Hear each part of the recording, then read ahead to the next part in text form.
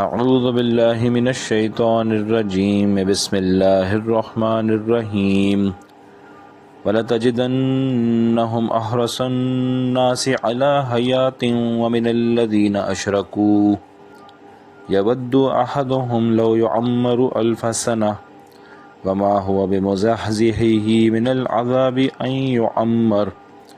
وَاللَّهُ بَصِيرٌ بِمَا يَعْمَلُونَ قل من كان عدوا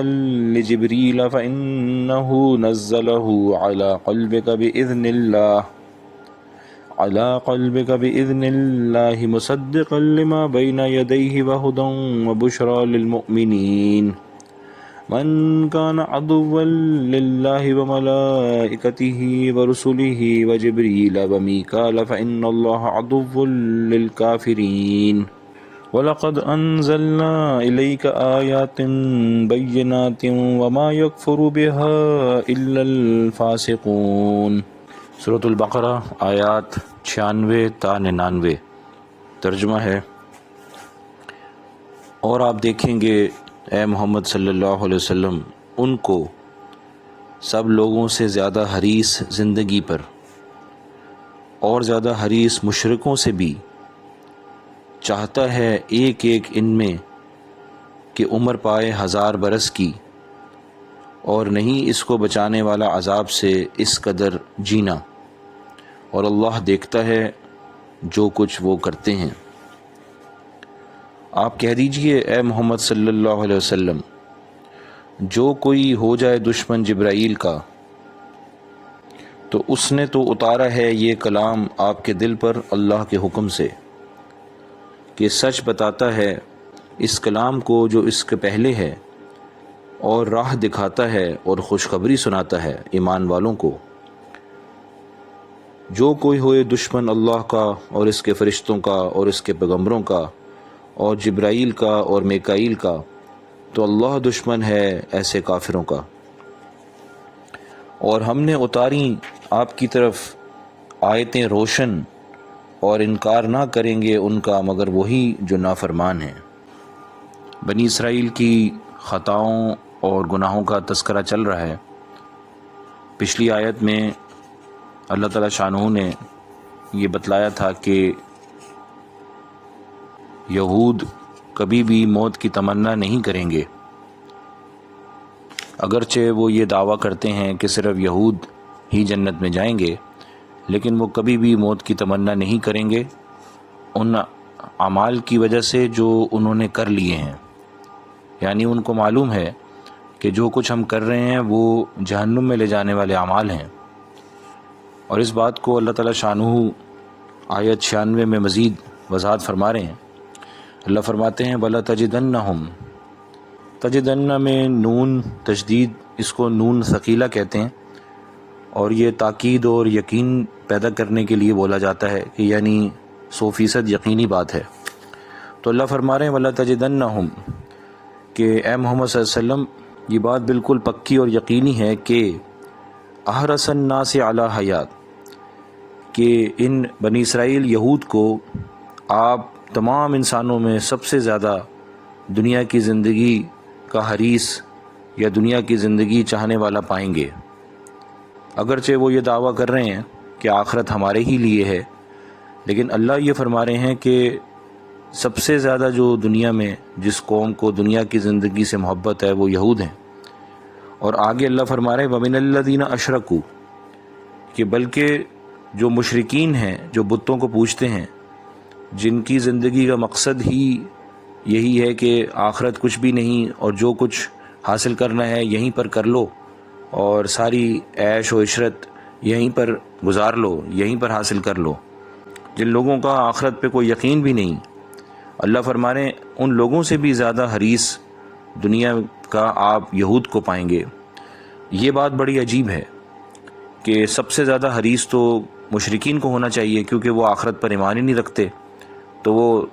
100% کوشش کریں گے کہ دنیا میں ہر طرح کی ان کو عیش و عشرت حاصل ہو جائے۔ لیکن آخرت کے بارے میں جاننے کے باوجود اللہ تعالیٰ یہ فرما رہے ہیں کہ یہود جو ہیں وہ مشرکین سے بھی زیادہ حریص ہیں۔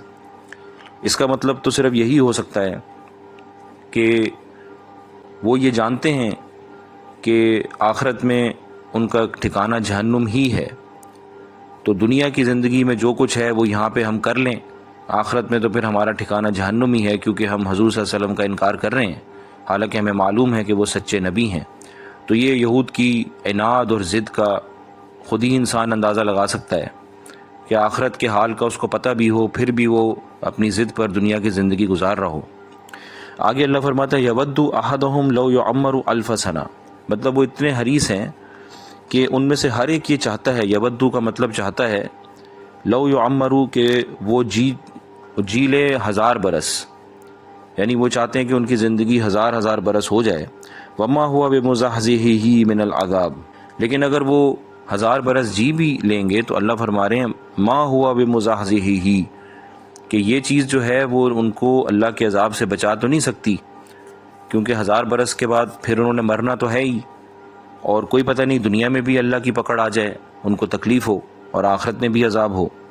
این یعمر کہ وہ اگر جی لیں اتنا زیادہ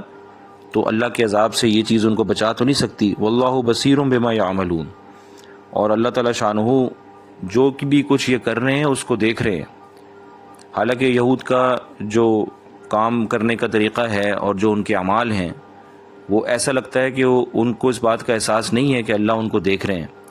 تو یہاں پر اللہ تعالیٰ ان کو بتا رہے ہیں کہ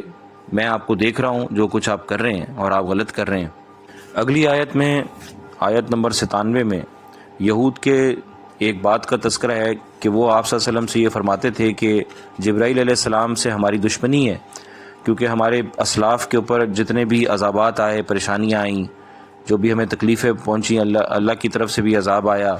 اور ہم پہ بڑے بڑے سخت طورات کے حکم دیے گئے، وہ سب جبرائیل اس کے ذمہ دار ہے۔ تو آپ پر اگر میکائیل علیہ السلام وہی لے کر آئیں، کیونکہ میکائیل جو ہیں ان کا کام بارش کا ہے، بارش برساتے ہیں، اور جو ہے بارش رحمت ہوتی ہے، تو اللہ کے حکم سے چونکہ وہ بارش کے ذمہ دار ہیں تو لہٰذا میکائیل اگر وہی لے کر آئیں گے تو ہم مانیں گے۔ تو 97 آیت میں اللہ تعالیٰ شانہ اس بات کا رد فرما رہے ہیں اور فرما رہے ہیں کہ قل من کان عدوا لجبریل، تو اللہ فرما رہے ہیں کہ اگر جو کوئی بھی دشمنی اختیار کرتا ہے جبرائیل علیہ السلام سے، فإنہ نزلہ علی قلبک، تو جو کچھ بھی جبرائیل آپ کی طرف لے کر آ رہے ہیں وہ تو محض ایک سفیر ہیں، وہ تو صرف پیغام پہنچانے والے ہیں، پیغام رساں ہیں۔ اس چیز کا قرآن مجید پر ایمان لانے سے کیا تعلق ہے؟ جو پیغام لانے والا کوئی بھی ہو، اصل چیز تو پیغام کو ماننا ہے، تو اس چیز کی وجہ سے پیغام کو نہ ماننا کہ جبرائیل اس کو لے کر آ رہے ہیں، یہ تو بہت بڑی حماقت ہے۔ بِإِذْنِ اللہ، کہ وہ تو اللہ کے حکم سے آپ کو پیغام پہنچا رہے ہیں، اس میں ان کا کیا قصور ہے؟ مصدقا لما بین یدی، اور آپ کو جو قرآن پہنچایا جا رہا ہے وہ ایسا قرآن ہے کہ جو بین یدی، جو یہود کے پاس پہلے سے کتاب ہے یعنی تورات، مصدقاً اس کی تصدیق کرنے والی ہے کہ تورات اللہ کی کتاب تھی، یعنی پچھلی کتابوں سے اس کا تعلق ہے۔ وہدا، اور وہ ہدایت بھی ہے، یعنی کہ ہدایت کا نسخہ ہے جس کی وجہ سے آپ دنیا آخرت کی کامیابی حاصل کر سکتے ہیں۔ وہ بشریٰ للمؤمنین، اور جو اس پر ایمان لائیں گے ان کی خوشخبری بھی سنا رہی ہے۔ تو اس سے بڑھ کر کون سی کتاب ہو سکتی ہے جو پچھلی کتابوں کی تصدیق بھی کر رہی ہے، آپ کو جنت کا راستہ بھی دکھا رہی ہے، دنیا کی فلاح کا بھی راستہ دکھا رہی ہے، اور آپ کو خوشخبریاں بھی سنا رہی ہے؟ تو یہ تو حقیقتاً اللہ ہی کی کتاب ہے، تو اس پر ایمان نہ لانا اس وجہ سے کہ اس کو جبرائیل لے کر آ رہے تو بہت بڑی حماقت ہے۔ مزید اللہ فرما رہے من کان عدوا للہ وملائکتہ ورسلہ وجبریل ومیکالا، تو اب اللہ فرما رہے ہیں کہ یہ قاعدہ قانون جبرائیل سے نہیں ہے، بلکہ جو بھی اللہ سے عداوت رکھے گا، اللہ کے حکم کی عداوت کرے گا، اللہ کے رسول ان کی عداوت کرے گا، کسی بھی رسول سے عداوت رکھے گا، اور کسی بھی ملائکہ سے، کسی بھی فرشتے سے، یا جبرائیل سے یا میکائیل سے، تو اس کا پورا قاعدہ کلیہ یہی ہے فإن اللہ عدو للکافرین، تو ایسے کوئی بھی کسی سے بھی عداوت رکھے تو ایسے کافروں کا اللہ تعالیٰ جو ہے دشمن ہے۔ اللہ اکبر، یہ کتنی بڑی بات ہے، اور ایسے ضدی لوگوں کے لیے کتنا بڑا چیلنج ہے کہ اللہ جو ہے وہ انہوں نے آپ کی دشمنی اختیار کر رہی ہے، الیاذ باللہ۔ اللہ ہمیں معاف فرمائے کہ رب نے ایسی بات فرما دی، تو ہم خود سوچ سکتے ہیں کہ یہود کی ضد کا کیا درجہ ہوگا۔ اور آیت 99 میں یہود کی ایک اور بات کا رد ہے، وہ یہ کہتے تھے آپ صلی اللہ علیہ وسلم سے کہ آپ پر کوئی ایسی واضح کوئی معجزہ نہیں ہم نے دیکھا جس پر ہم آپ پر ایمان لے کر آئیں، کوئی واضح نشانی نہیں ہم نے دیکھی. تو اس کا جواب یہ آیت دے رہی ہے وَلَقَدْ أَنزَلْنَا إِلَيْكَ آيَاتٍ بَيِّنَاتٍ. اللہ تعالیٰ فرما رہے ہیں یہ تو ایک چیز مانگ رہے ہیں، ہم تو آپ پر بہت ساری نشانیاں نازل کر چکے ہیں، اور ان میں سے ایک جو معجزہ ہے وہ قرآن مجید خود ہے. قرآن مجید کی ایک ایک آیت جو ہے وہ جو ہے جس طریقے سے اس کا پیغام آتا ہے اور جو اس کی تفسیر ہوتی ہے وہ ہر ایک کو معلوم ہے کہ یہ اللہ کا کلام ہے. تو سب سے بڑی جو معجزہ ان کے سامنے ہے، اور مزید دیگر معجزات بھی آپ صلی اللہ علیہ وسلم کے ہو چکے ہیں، تو ہم تو آپ کو یہ سب دے چکے ہیں. وما یکفر بہا الا الفاسقون. تو اللہ تعالیٰ مزید فرما رہے ہیں کہ مسئلہ یہ نہیں ہے کہ انہوں نے کوئی واضح معجزہ نہیں دیکھا، مسئلہ یہ ہے کہ انہوں نے فسق